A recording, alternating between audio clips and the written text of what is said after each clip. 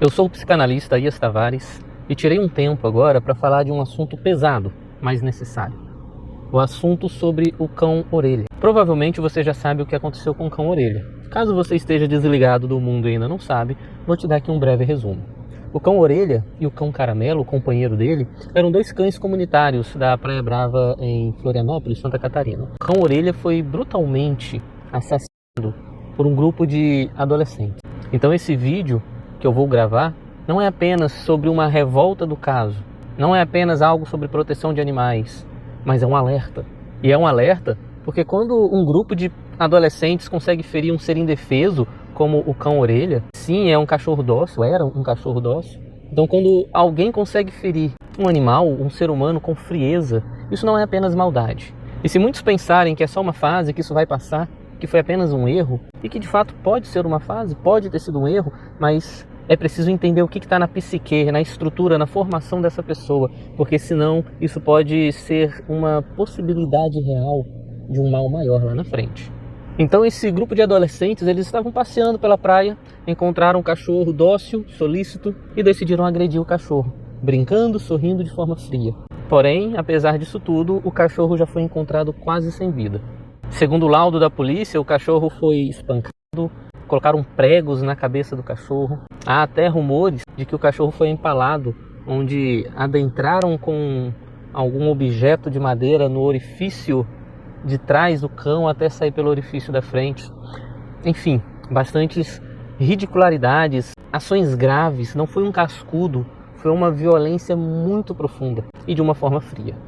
E não contentes com isso, ainda foram atrás do caramelo, que era o amigo do orelha. Tentaram afogar o caramelo, lançaram ele no mar. Ainda bem que o caramelo está em vida, conseguiu sair das águas, foi resgatado, agora foi até adotado por um policial. Mas o meu intuito aqui não é falar nomes nem mostrar imagens dos adolescentes, ainda mais porque tem o ECA, né, o Estatuto da Criança e do Adolescente, que vem com muitas medidas protetivas. Afinal de contas, aqui no Brasil, os adolescentes são muito protegidos. Isso tem um lado bom, isso tem um lado ruim. Mas o que eu quero falar aqui é justamente sobre a índole, sobre a construção familiar que pode ter gerado uma estrutura psíquica nesses adolescentes. Eu quero focar aqui no que esse ato dele significa e que é preciso uma resposta, um posicionamento imediato, sim, tanto da sociedade como da lei, principalmente dos pais. E eu sei que tem muitas pessoas que são muito defensoras dos animais, outras nem tanto, outras veem apenas como um simples animal, por mais que se comovam também com o caso. Mas o fato aqui não é apenas a vida do orelha, a vida de um cachorro, mas é um ser vivo.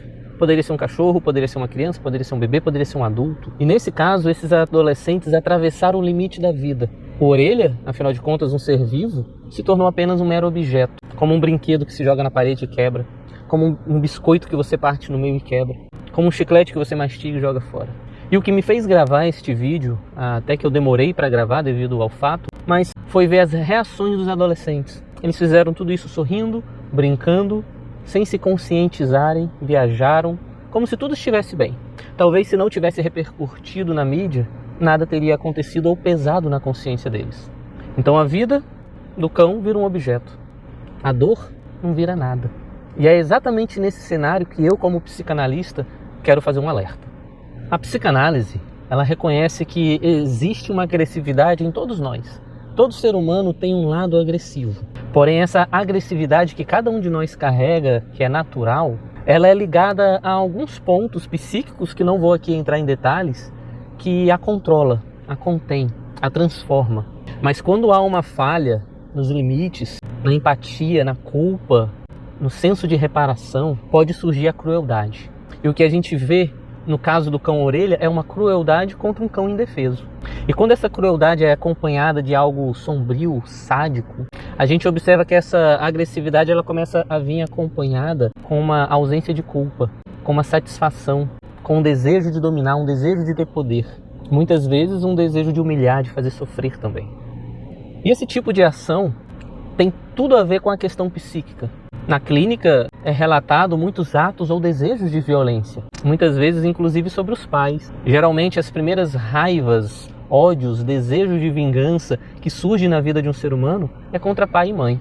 Já atendi adolescentes que na clínica demonstravam muitos desejos cruéis contra os pais. mas que no processo terapêutico a gente ia elaborando, entendendo, dando um espaço para que o adolescente colocasse para fora, falasse, sentisse, se ouvisse, entendesse. E aí está um ponto que faz com que muitos atos violentos, às vezes, aconteçam no externo, no mundo exterior, que pode ser o caso dos adolescentes também. Em vez deles elaborarem, pensarem, entenderem, conterem, terem um espaço seguro para poder conversar, colocar para fora, eles não têm. E dessa forma eles descarregam no mundo. É como a psique deles falavam, existe tanta coisa mal elaborada dentro de ti, existe tanta raiva, tanto ódio, tanto rancor, tanta coisa não resolvida e que a gente não consegue entender, não consegue expressar, não consegue dialogar, então vamos expressar no mundo afora. Vamos expressar ali naquele cachorro. E o maior problema é que esse tipo de ação, ela não resolve nada. Ela só tende a piorar, a criar ciclos. Eu não estou aqui definindo nada, ainda mais porque ali era um grupo de adolescentes, então alguns vão com outros, às vezes um puxa o bonde, mas com certeza, pelo menos o que puxou o bonde, ou todos estes que foram responsáveis, esse não foi o primeiro ato. Tem uma probabilidade altíssima deles já terem cometido outros atos de explodir, de colocar para fora o que está aqui dentro. Porque infelizmente quando você está com conflitos psíquicos, quando você não elabora aquilo que está te prejudicando, e você vai descarregando, descarregando, descarregando, isso não resolve. Isso pode aliviar naquele momento, mas ele vai vir novamente pedindo para que você faça novamente aquela descarga. Por isso que eu digo que provavelmente aquilo ali não foi o primeiro ato. Uma descarga já pode ter ocorrido em um momento, depois em outro, e vai crescendo, e vai aumentando, e vai ficando mais sério. E assim a gente às vezes consegue traçar alguns perfis de pessoas muito problemáticas lá no futuro. Agressores, relacionamentos abusivos, psicopatas e por aí vai. E toda essa estrutura psíquica conflituosa tem muitas vertentes: ensinamento, educação do pai e mãe, ambiente familiar, questões genéticas também, outros ambientes que a pessoa convive, principalmente a escola, porque tudo isso vai formar na consciência da pessoa, na psique, uma estrutura em que existe ali um superego que é o normativo. O superego é como se fosse o seu juiz interno, o seu juiz psíquico. E quando a gente para ver o mundo real, a lei, a polícia, o juiz, o tribunal, a gente sabe o que é a lei, a gente sabe até onde a gente pode ir, até onde a gente pode fazer. E o superego é isso na nossa mente. E ele tem dois papéis importantes. Tanto o papel de regular, de ser a lei, de ser a ordem, como o papel também de apontar, de julgar, de condenar. E eu não vou entrar aqui numa explicação mais complexa, mas quando há uma falha nesse superego, eu não tenho um limite, eu não tenho uma lei, eu não tenho uma regra. E se eu tenho, quando ela é desobedecida, rompida, ultrapassada, quebrada, é preciso haver uma culpa, é preciso haver um medo, mas muitas vezes isso também está ausente. Então nessa psique pode haver uma ausência de regras, de leis, de normas psíquicas, estruturais do indivíduo, como também pode haver uma ausência de julgamento, de condenação, onde a pessoa não vai sentir uma culpa verdadeira, não vai sentir um remorso, não vai sentir um medo de uma punição, ou um ou outro, ou quem sabe os dois. E há alguns casos que ainda piora, porque pode ir para uma vertente de uma psicose, que pode ter a ver com a psicopatia, onde muitas vezes a transgressão vai virar prazer, gozo, e o limite, a regra, a norma, vai virar um desafio, que consequentemente é prazeroso. E alguém pode dizer: ah, eu conheço essas pessoas, não sei de histórias, não sei se eles já fizeram algo assim antes, uma coisa tão grotesca. Talvez não, mas provavelmente eles fizeram algo pequenininho. Arrancar perninha de formiga, arrancar asa de mosca, matar algum outro bichinho menor. Só que há uma coisa que potencializa uma psique mal estruturada, conflituosa, que é o grupo, o estar em grupo. Freud tem um texto chamado A Psicologia das Massas, em que a gente pode tirar um resumo ali onde o grupo derruba, corta o fio do freio. Esse freio é a norma, é o superego normativo. Então, estando em grupo, pode-se aumentar aquela excitação e, ao mesmo tempo, diminuir a responsabilização. Outro psicanalista muito importante que eu admiro muito é o Winnicott. E o Winnicott ele estuda muito a infância. E ele diz que no crescimento da pessoa tem uma característica muito importante que é desenvolvida não apenas pelo ensino dos pais, que, claro, isso vai ser um grande peso, mas é um processo natural do ser humano, que é o processo de desenvolver uma capacidade de se importar e de reparar. Então, o natural do desenvolvimento humano, a criança vai crescendo, passando ali principalmente dos 8 anos, é importante, entre os 8 e os 12 anos, no máximo, essa capacidade tem que estar finalizando, que é a capacidade de que eu machuquei alguém, eu ofendi alguém, eu destratei alguém, eu preciso reconhecer, me importar, identificar isso. E então ter um ato, um movimento de buscar a reparação. E atualmente isso está muito em falta, porque atualmente nós temos muitos diagnósticos de TDAH, por exemplo. Tempos atrás não tínhamos, mas não é que não existia, existia também.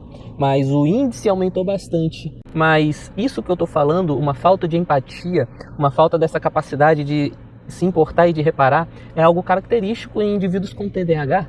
Não sei se é o caso de um desses adolescentes, mas quando nessa situação há essa falha moral, psíquica, estrutural, a gente está falando de algo sério que precisa ser observado. Então, o que eu quero trazer aqui com este vídeo é uma conscientização dessa estrutura psíquica, dessa importância da psique.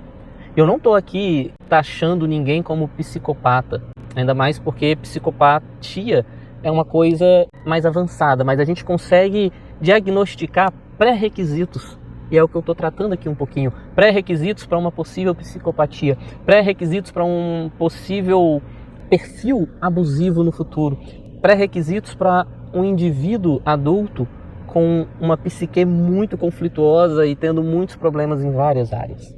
Mas trazendo essa analogia de psicopatia, quando a gente pega muitos casos de psicopatas que já foram diagnosticados, que já foram julgados, condenados, a gente traz alguns exemplos de pessoas que começaram na adolescência e que cometeram coisas muito mais graves, ainda na adolescência, na juventude ou na fase adulta.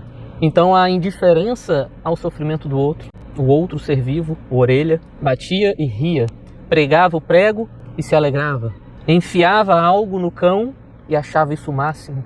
O cachorro gritava, chorava, sangrava e aquilo ali trazia uma indiferença.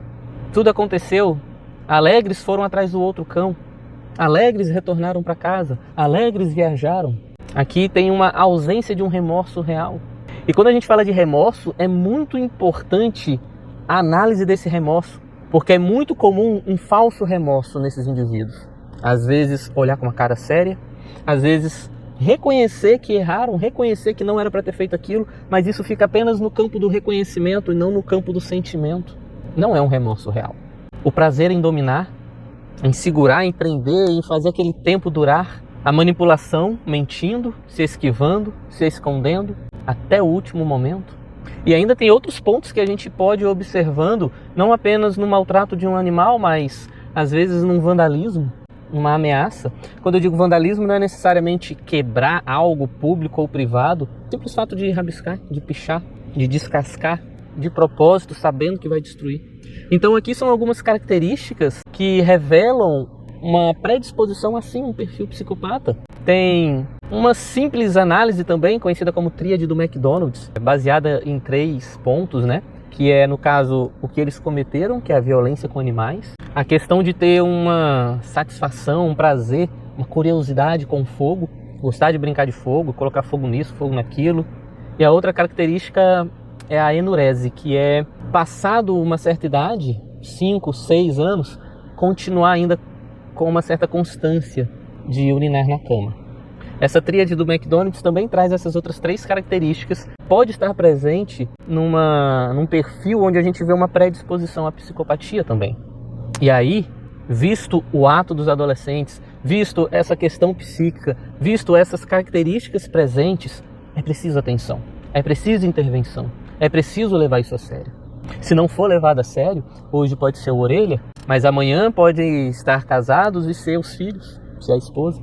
E pesquisa, existem muitas histórias semelhantes. Já teve muitos casos de adolescentes que começaram com características semelhantes, com ações semelhantes, e que não foi identificado, foi só uma fase, vamos corrigir, vamos disciplinar, e lá na frente resultou numa tragédia. Então eu lembro aqui de 2 casos, que se eu não me engano foi nos Estados Unidos, que foi o Edmund Kemper, eu acho que é essa a pronúncia, tá? E o Dennis Rader, Foram duas crianças, adolescentes, que também passaram por maus tratos com animais, que começaram inocentes, que ficaram mais sérios. Quando eu digo começaram inocentes, eu estou falando algo leve, e depois ficaram mais sérios, e depois veio culminar a assassinato de pessoas. Então isso não significa que todo jovem com essas características, com tais atos de crueldade, vai se tornar um psicopata ou vai se tornar um assassino. Mas o que eu quero trazer aqui é que quando isso ocorre com essas características, com frieza e com repetição, isso é um alerta. Isso não é brincadeira. Isso merece punição. Isso exige uma conscientização. A própria Bíblia fala sobre isso. Tem um versículo que, se eu não me engano, é em Provérbios, que fala exatamente que o homem bom cuida bem dos seus animais, mas o homem mau é cruel com seus animais. Então a crueldade não é apenas uma fase da vida. A crueldade é um sinal muito sério de uma questão psíquica, de uma questão moral, de uma questão afetiva. Então é preciso uma ação já, uma ação para os adolescentes, uma ação para os pais, uma ação para a sociedade. E olha, não me espanta se começar a aparecer vários outros casos, porque assim como às vezes precisa de um grupo que apoie as suas ideias loucas, às vezes um indivíduo em outro local precisa apenas de um noticiário, de um movimento desse para despertar também a sua loucura. Então nada de passar pano. Não importa se são famílias que têm dinheiro, se são famílias que não têm dinheiro. É preciso responsabilização já. Ô adolescente, você fez? Você causou? Você escolheu causar. Houve ali uma dor? Houve ali uma perda de uma vida? Você precisa aprender a se importar com isso. E você precisa reparar, pagar. E eu não sei se estes jovens, se esses adolescentes, não sei o histórico familiar e muito menos se eles têm algum acompanhamento com um psicólogo, com um psicanalista. Não sei quais são as medidas que a justiça vai tomar também, mas fica um alerta. Pais, esses adolescentes precisam de uma avaliação e um acompanhamento psicológico, psicanalista, psiquiátrico urgente. A empatia, o limite, a impulsividade tem danos, tem que ser entendido, tem que ser reparado. E fica aqui um alerta também para outros pais.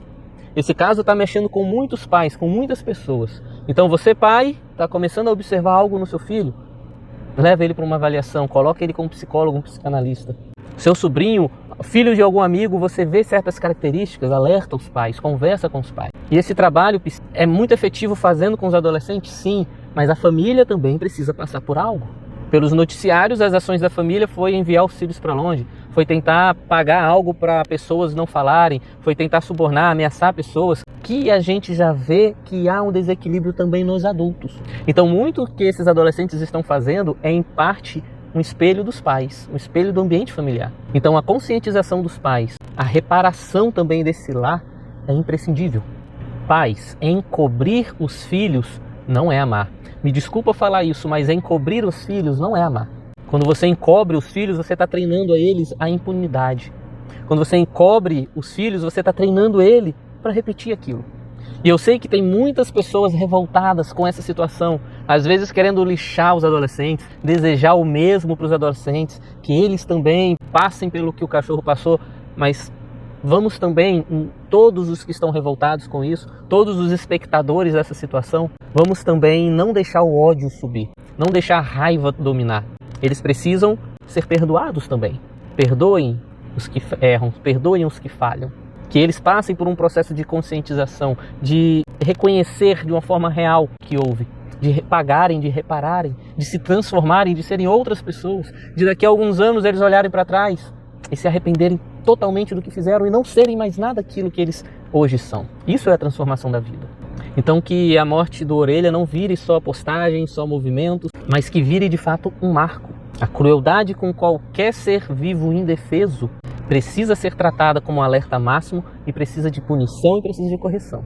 E eu quero fechar aqui com um princípio bíblico, pois Deus se importa com a vida. E a maturidade começa quando eu começo a perceber que os outros ao meu redor, os outros que são qualquer ser vivo ao meu redor, eles não são objetos. Eles não são abaixo de mim. Eu não posso viver o egoísmo. Então nós precisamos ensinar cada vez mais sobre limite, sobre a verdade, a responsabilidade, para que a gente faça justiça quando esses casos acontecerem. Mas que a gente não apenas faça justiça, mas que a gente impeça também que fatos como esses cheguem a ocorrer. Se você é pai, se você é mãe, tio, parente de qualquer casal que tenha seus filhos, não normalize sinais de crueldade. Não ache que tudo é uma fase. Ligue o alerta, observe. Procure entender, procure conversar, dê mais espaço para que o filho possa falar. Leve-o para um acompanhamento psicológico, psicanalítico. E eu te peço que você compartilhe esse vídeo se você gostou, se você achou interessante, para que estas questões sejam evitadas. Que Deus abençoe a sua vida.